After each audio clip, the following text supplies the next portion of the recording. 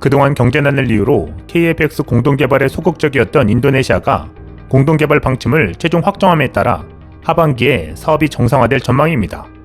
그런데 인도네시아는 한국형 전투기 사업과 관련해 하반기에 복귀할 자국 기술진들에 대한 기술 지원을 우선 요청한 것으로 밝혀졌습니다. 국방부는 28일 국회 국방위원회 국방업무보고자료에서 KF-21 IF-X 사업의 성공적 추진에 대한 인도네시아 측의 의지를 확인했다면서 임리 측은 조코이 대통령이 직접 KF-21 IF-X 사업 지속 추진에 동의했고 국방부 장관이 사업 성공을 위해 최선의 노력을 다하겠다는 의지도 표명했다고 설명했습니다. 나아가 임리 측은 자국 인력이 KF-21 IF-X 공동개발의 기술 공백을 따라잡을 수 있도록 한국 측에 지원을 희망했다고 보고했습니다. 이는 지난 8일 한국을 방문해 서욱 국방부 장관과 회담한 프라보어 수비안토 인도네시아 국방부 장관이 직접 한 발언으로 확인됐습니다. 프라보어 장관은 인도네시아 기술진이 올해 하반기에 한국에 다시 와서 공동개발을 정상화할 것이라는 입장도 피력했습니다.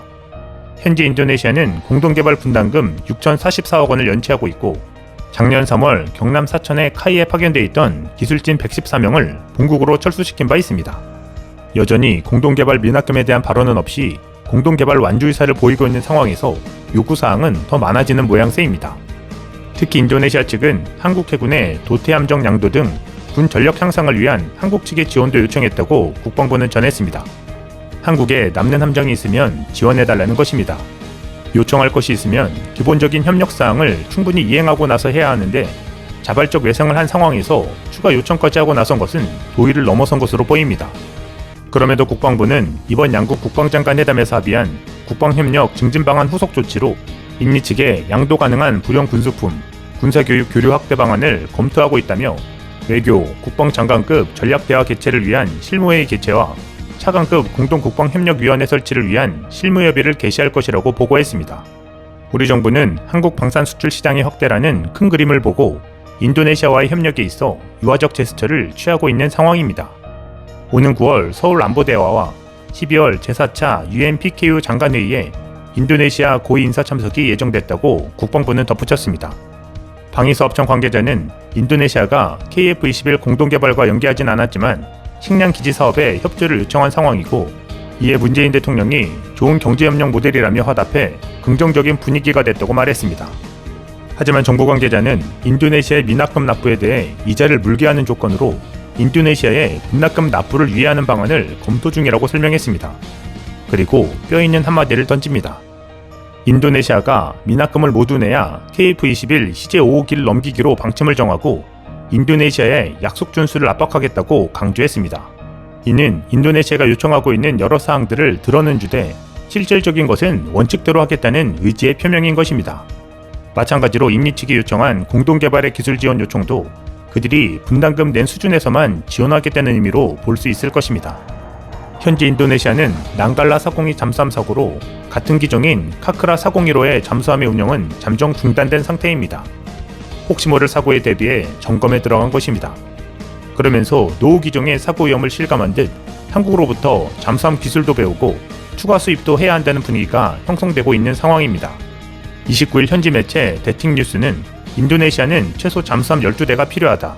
해군은 현재 4척만 보유하고 있다는 기사를 실어 추가 잠수함의 필요성을 언급하고 있습니다. 인도네시아 해군의 줄리어스 제독은 이웃 국가의 군대와 힘의 균형이 필요하다며 12대의 잠수함은 지리 전략적 조건으로도 고려 사항이라고 말했습니다.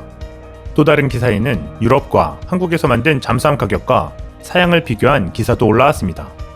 한국의 기술력에 인도네시아 현지에서 만들어낸 잠수함의 가격은 3억 3천만 달러, 약 3,700억 원인데 반해 유럽에서 건조된 잠수함 가격은 4억 5천만 달러, 약 5천억 원에서 최대 42억 달러, 약 4조 7천억 원까지 있다며 한국과의 협력을 강조하는 모양새입니다. 대우조선해양이 인도네시아에 1차로 수출한 잠수함 3척은 11억 달러, 약 1조 2,400억 원 규모입니다. 인도네시아는 이번 난갈라 402호의 손실을 대체하기 위해 모금까지 진행하고 있습니다. 지난 27일 12시 기준으로 3억 6천만 루피아, 약 2,775만 원이 모인 상황입니다. 인도네시아의 해군장교 출신이자 하원의원인 하사누딘은 국방부가 실제로 이미 잠수함 방어 장비의 수를 늘릴 계획을 가지고 있다고 밝혔습니다. 또한 그는 국방부가 2024년까지 전략적으로 잠수함 4척을 더 추가할 것이라고 말했습니다. 하사누딘 의원은 지금까지 국방부의 방위장비 조달과 관련된 장애물이 있어 인도네시아에는 잠수함이 4척밖에 없다고 말했습니다. 그에 따르면 가장 기본적인 장애물은 예산과 관련이 있습니다. 그는 첫 번째는 돈이고 두 번째는 제조 공정이며 게다가 우리는 한국과 협력하여 점차적으로 국내 잠수함을 생산하고 있다. 그것이 무엇이든 간에 우리는 그렇게 해야 하고 나중에는 기술 개발이 될 것이다 라고 말했습니다. 곧 인도네시아에서 한국으로의 2차 잠수함 요청이 진행될 것으로 전망되고 있습니다. 한편 서욱 국방부 장관이 지난달 인도를 방문해 경전차 공동 개발을 제안한 것으로 확인되고 있습니다. 구체적으로 하나디펜스의 경전차 K21105가 거론되고 있습니다. 29일 업계에 따르면 서욱 국방부 장관이 지난달 25일부터 27일까지 인도를 방문한 자리에서 인도군의 경전차 공동 개발을 제안했습니다. 인도군은 중국과의 국경 분쟁 등으로 산악 지형에서 전투가 벌어짐에 따라 30톤급 경전차 개발에 적극적으로 나서고 있는 상황입니다. 이에 먼저 주목받은 것은 하나디펜스의 경전차인 K21105입니다. K21105는 K21 보병 전투장갑차를 바탕으로 제작된 경전차로 105mm 주포와 120mm 주포를 장착할 수 있습니다. 하나디펜스는 지난 2013년 처음으로 K21105 경전차를 공개했으며 동남아 등 개발도상국 경전차 시장을 공략해왔습니다. 지난해에는 필리핀 경전차 사업에 도전했지만 이스라엘의 LB 시스템즈에 고배를 마시기도 했습니다. 필리핀 수출이 좌절된 상황에서 서욱 국방부 장관이 인도 경전차 공동 개발을 제안한 것으로 알려지자 일부에서는 K21105 수출 가능성이 열린 것 아니냐는 희망 섞인 분석이 나오고 있습니다. 하지만 부정적인 시선도 있습니다. 인도군이 K21105보다는 실전에서 성능을 확인한 K9 자주포 차체를 이용해 30톤 이상의 경전차 개발을 원하고 있기 때문입니다. 또한 인도군은 해당 경전차의 주포로도 105mm보다는 120mm를 선호하고 있는 상황입니다. 인도 현지에서도 K21105보다는 K9 자주포 차체에 120mm 주포를 얹은 경전차 개발에 나설 가능성이 클 것으로 전망하고 있습니다. 특히 사업 과정도 L&T가 개발을 주도하고 하나디펜스가 참여하는 형태로 진행될 가능성이 큰 것으로 보고 있습니다. 한편 서욱 장관은 인도를 방문해 경전차 공동개발뿐만 아니라 하나디펜스가 우선 협상자 지위를 확보한 자주방공포 미사일 시스템 사업과 3년 전 사업이 취소된 해군 소해함 도입 사업 등에 대해서 논의한 것으로 전해졌습니다. 인도네시아와 인도에서 기분 좋은 수주 소식이 들려올지 주목되고 있습니다.